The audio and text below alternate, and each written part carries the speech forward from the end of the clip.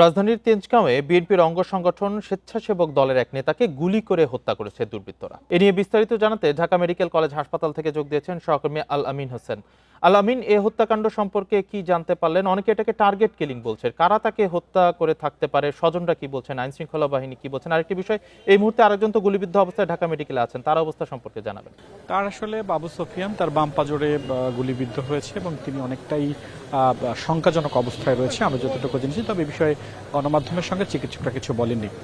আজিজুর রহমান মোসাব্বিরের ঘটনায়, নিহতের ঘটনায় হাসপাতালে এসেছেন, তার সহকর্মীরা এখানে ভিড় করেছেন। তবে এই ঘটনায় বিএনপির যুগ্ম মহাসচিব হাবিবুন নবী খান সোহেল তিনি যেটি বলেছেন, তিনি ইঙ্গিত করেছেন ধর্মীয় উগ্রবাদী গোষ্ঠী এই ঘটনা ঘটিয়ে থাকতে পারে বলে তিনি প্রাথমিকভাবে ধারণা করেছেন। প্রশ্ন ছিল দলীয় মতভেদ, বিভেদ কিংবা রাজনৈতিক কোনো বিভেদের কারণে হত্যাকাণ্ডের শিকার করে। তিনি যেটা বলছেন, ওই ইউনিটে এরকম রাজনৈতিক কোনো বিভেদ নেই এবং সেই বিভেদের প্রশ্নই আসে না। হাবিবুন নবী খান সোহেল যেটি বলেছেন যে ধর্মীয় উগ্রবাদী গোষ্ঠী হয়তো এই ঘটনাটি ঘটে থাকতে পারে। তবে আইন শৃঙ্খলাকারী বাহিনীকে দাবি জানিয়েছেন, তাদের প্রতি আহ্বান জানিয়েছেন সুষ্ঠু তদন্ত করে হত্যার রহস্য উদ্ঘাটন করার জন্য।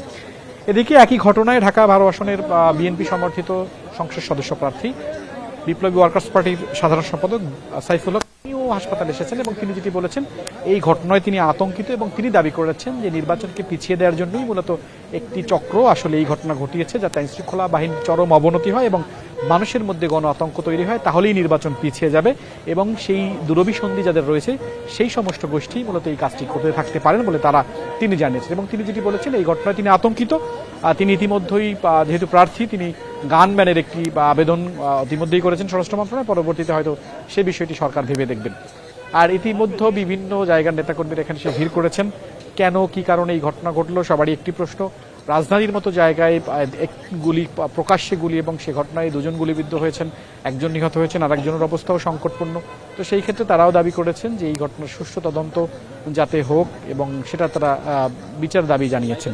আরেকটি বিষয়, যেহেতু স্বরাষ্ট্র উপদেষ্টা বারবারই বলে থাকেন ডেভিল হান্ট ফেজ 2 চলমান, পাশাপাশি নির্বাচন কমিশনের পক্ষ থেকে নির্বাচন কমিশনার সানাউল্লাহ তিনিও বলেছেন যে দ্রুতই যৌথ অভিযান শুরু হচ্ছে, অস্ত্র উদ্ধার করা হবে।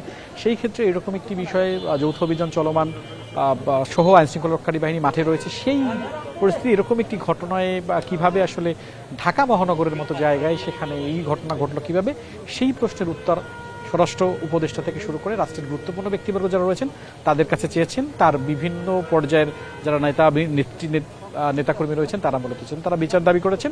হাদি ওসমান হাদির পরে আরও একটি ঘটনা ঢাকা মহানগরে, তাও নির্বাচনের আগে অর্থাৎ তফসিল ঘোষণার পরে, সেই ক্ষেত্রে প্রার্থী যিনি সংসদে তিনিও আতঙ্কিত বোধ করছেন। তিনি যেটি বলছেন যে এই ঘটনায় তিনি গণ আতঙ্ক তৈরি হবে।